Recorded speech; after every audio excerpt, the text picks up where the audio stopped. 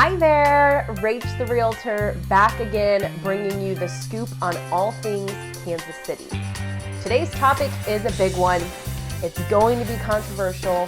People are going to get mad. I already know. I'm ready for it, okay? Today's topic is Kansas versus Missouri. So if you're not from Kansas City, you're probably thinking, what's the big deal? Why is naming two states so controversial? If you're from Kansas City, you're already saying, well, obviously the answer is either Kansas or Missouri. So the rivalry between these two states, and specifically on the state line, dates back to the Civil War. There were all kinds of battles right on the state line. I'm not a historian, so I'm not going to try to get into that, but if that stuff interests you, you should Google it. I'm sure you've heard the term Jayhawkers before. That harkens back to the Civil War. Nowadays, a major piece of the rivalry is sports. It's the University of Kansas Jayhawks versus the University of Missouri Tigers.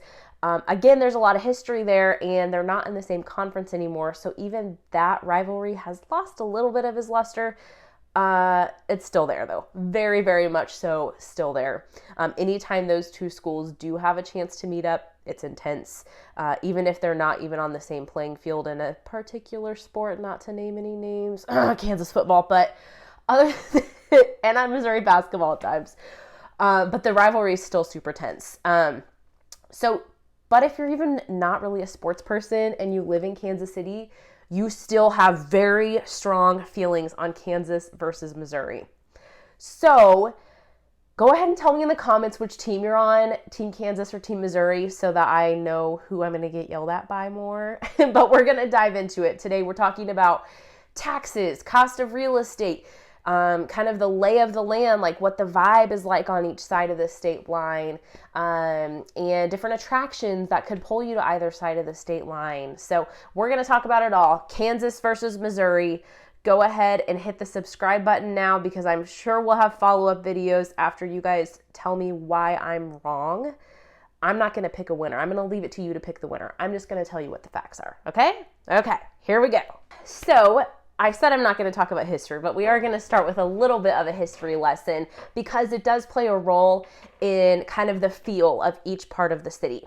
So basic, simple thing that a lot of people don't know is that there are two Kansas cities. So a big mistake a lot of like touring artists when they come in for a concert make is they're playing at Arrowhead Stadium, which is where the Chiefs play, and it's in Kansas City, Missouri, and they'll get on stage and they'll be like, woohoo, like, what's up, Kansas? And then they get booed because they're in Missouri. So don't make that mistake. When you think Kansas City, most of what you're thinking of, like the iconic things, the historic things, the sports teams, the landmarks, most of it is in Kansas City, Missouri. But when we're talking about Kansas City as a whole, we are talking about much more than just the city limits. Kansas City is really spread out geographically, which makes it easy to drive around, which is awesome, but it means everything's pretty spread out. So you get a really wide variety of kind of feels to neighborhoods, cities, areas, counties, all of that good stuff on each side of the state line. So when we say Missouri versus Kansas, we are kind of generalizing a lot of things that are very different, but there's still definitely a distinct vibe on each side of the state line. So on the Missouri side, you have Kansas City, Missouri, which is the biggest city on the Missouri side of the Kansas City metro area. Kansas City metro area is the second largest metro area in the state of Missouri, but Kansas City itself actually only has about 400,000 people in it. So it's still the largest city in the KC metro, but 400,000, it doesn't make it like a major city. It's the metro area as a whole that makes it such a, mid-sized city in the scope of the United States. So in addition to KCMO, like the actual city area, there's a lot of suburbs. Up north of the river is commonly referred to as the Northland. There's some really nice suburbs up there. And then there's some suburbs kind of directly east of Kansas City, Missouri, and then some directly south. on the Kansas side, you do have a city called KCK, Kansas City, Kansas. Different mayor, different city, totally different, but of course it butts right up to KCMO. So people out of town don't realize that a lot. The population of KCK is only 146,000 though, so it's much smaller than its counterpart in Kansas City, Missouri. And then on the Kansas side, it's really dwarfed by Johnson County, Kansas, which is the county, but it's also kind of what they just us, local Kansas Cityans call the suburbs on the Kansas side. And these suburbs are very big and they're very planned out. And so that's where I'm coming back to the history. So Johnson County, Kansas had its boom, its growth much later in time. It grew about 700% from 1940 to 1970. So that is a time in our country's history when suburbia was like huge. So in Johnson County, Kansas, the streets make more sense. They're like, it's numbered in a way that you're like, okay, obviously I can figure out where, 135th Street is because I know where like 137th Street is or whatever. So it's more of like a true grid like you think of in suburbia because it grew in a time where it was like planned growth, Whereas Kansas City, Missouri is in Jackson County, Missouri. And Jackson County saw its biggest growth from 1850 to 1930.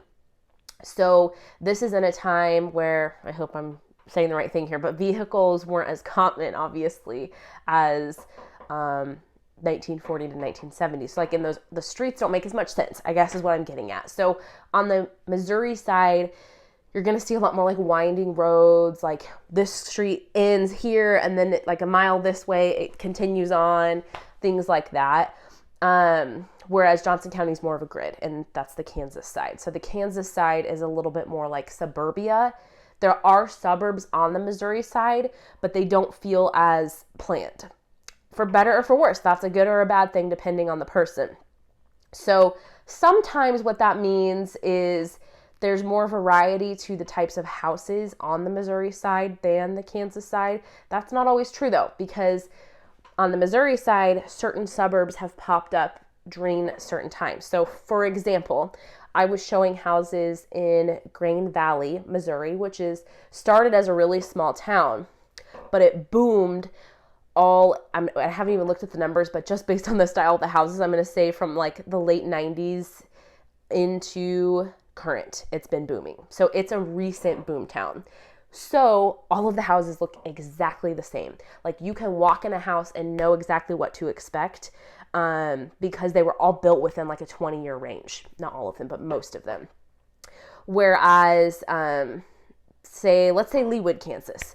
Leawood, Kansas is a very interesting area. It's now one of the most pricey areas to live in the whole metro. But there was a time that it was a more approachable area. So the variety of houses in Leawood is vast. You'll have like a huge mansion next to like a cute little cottage that was built in like 1920. So just depends on the part of the city you're in. So the history of the way Kansas City developed plays a huge role in the difference between Missouri and Kansas. So to sum up the history side of this, basically the Kansas side, generalizing here, is a little more suburbia. The Missouri side is a little more, each suburb and each part of the city is very different. Whereas on the Kansas side, you really can't tell if you're in Olathe or Overland Park. It looks basically the same because it was all developed within the same relative time span. On the Missouri side, each little town boomed at very different times.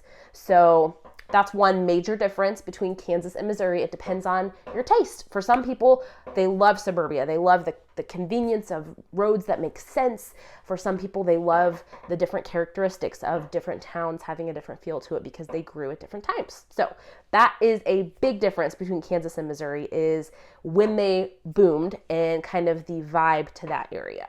Are you ready to talk about money? Because that is going to play a huge role in if you want to live in Kansas or Missouri. So I got these numbers from taxfoundation.org. This is the average tax. I think they did it over a 5-year span in a few different counties in the Kansas City metro area. So the average Jackson County, Missouri resident, so that is the Missouri side, and KCMO sits in Jackson County, as does a number of Kansas City, Missouri suburbs. The average Jackson County, Missouri resident paid $1,810 in taxes. That is 50% less than the average Johnson County, Kansas resident paid. The average Johnson County, Kansas resident paid $2,907. So $2,900 versus $1,800 is the difference the average person paid in taxes. Some of that is because the actual tax rates are generally higher on the Kansas side. A big piece of that is the cost of real estate and the average home price on each side of the state line. So stay tuned, more on the cost of housing in a bit, but we're talking taxes right now. So over a 5-year span, Johnson County residents paid an average of about $2,900. Jackson County, Missouri residents paid an average about $1,800. Throwing out a couple of more rural counties just to kind of contradict that, kind of offset it. Douglas County, Kansas residents paid about $2,600, $2,585 to be exact. Cass County, Missouri residents paid about $1,773. So even if you're comparing two more like suburban, urban counties versus two more rural counties, it's still a difference on the Kansas side versus the Missouri side, which, like I said, is the cost of real estate. Stay tuned for that. But it's also the tax rate. So I went to smartasset.com and plugged in, if you're a single person, no dependents, just to keep it simple, what your tax rate is based on an income. I started at $30K. So if you're a single person making $30,000 a year, you lived in Overland Park, Kansas, you would pay 7% more taxes than if you lived in Lee Summit, Missouri. 7% on $30K. And that $50K, that number's 5%. $70,000, it drops to 4%. $90,000, it drops to 3%. You see where I'm going. The more money you make, the less stark the difference is, but it's still there. So generally speaking, you're going to pay more taxes on the Kansas side than Missouri side. If you make over $220,000 a year, that difference drops down to just 1%. But that's still, a good chunk of change. So again, this is average. The average percent you're paying, it depends on the house you own and how much you have in that as well. But on average, someone making, let's just pick a number, $70,000 a year, a single person making $70,000 a year would pay 4% more in taxes each year if they lived in Overland Park, Kansas, rather than Lee Summit, Missouri. I just picked two random suburbs, but you can see the difference here. Okay, so moving on to the cost of real estate now. I'm a real estate agent, so I got in our MLS database and crunched some numbers for you guys. And in Missouri in the previous year, the average sale price of everything on the Missouri side of the MLS was $299,000. On the Kansas side, the average was $368,000. Honestly, I was pretty shocked that the number was that different. So I went ahead and broke it down by county, thinking that would help me make some sense of it. Oh yeah, it did. So Jackson County, Missouri. Again, Jackson County has Kansas City, Missouri. It has a good chunk of the Missouri suburbs, but not all of them. The Northland suburbs are some higher end suburbs are in a different county. So that's part of it here. But Jackson County, Missouri, the average sale price of a home in the previous calendar year was $250,000. Johnson County, Kansas, so this is the other side of the state line that does not contain Kansas City, Kansas. This is like suburbia. The average cost of the house out there was $424,000. So that is the biggest difference, is the basically Kansas City, Missouri side that's closer to the metro is $150,000 less on average than the Johnson County side, which is like kind of the suburbia on the Kansas side. What does kind of offset that a little bit is Wyandotte County. Wyandotte County is where you'll find Kansas City, Kansas, and that's most of Wyandotte County. It's like only like 10,000 people live in Wyandotte County that aren't in Kansas City, Kansas. And the average house price there, it was over the last year, $204,000. So on average, depending on which part of the city you live in, if you live on the Kansas side, real estate is going to cost more than if you live on the Missouri side. That varies greatly by neighborhood. But if we are just generalizing Kansas versus Missouri, we're saying the average house in Kansas costs more than the average house in Missouri. Another major consideration in whether you live on the Kansas side, the Missouri side, or where you live in the Kansas City metro is where you work. I mentioned this earlier, but the Kansas City metro is very drivable because it is so spread out, but that can make for some decently long commutes. If you choose to live, like, say in Olathe and your job is in Liberty, that's going to be a pretty long commute. And by long, we're not talking LA commutes. We're not talking Dallas commutes. We're not talking Atlanta commutes. We're talking like, I have to drive 40 minutes instead of 20, you know? So for someone that's lived in Kansas City a long time, the thought of driving 45 minutes to work might seem insane, just because traffic is not bad here most of the time. But that's something you want to keep in mind on which side of the state line you work on or live on. The other considerations are the airport. If you are a frequent flyer, you might consider the Missouri side because the airport is on the Missouri side up north.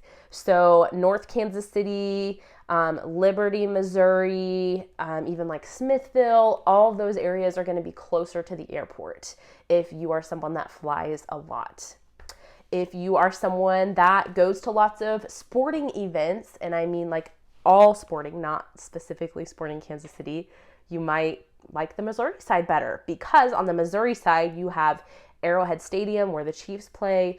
You have Kauffman Stadium where the Royals play. You have the, they used to be called the Missouri Mavericks. I think they're called the Kansas City Mavericks now at Independence Event Center. It's now called something else as well. It was rebranded, but a smaller hockey team.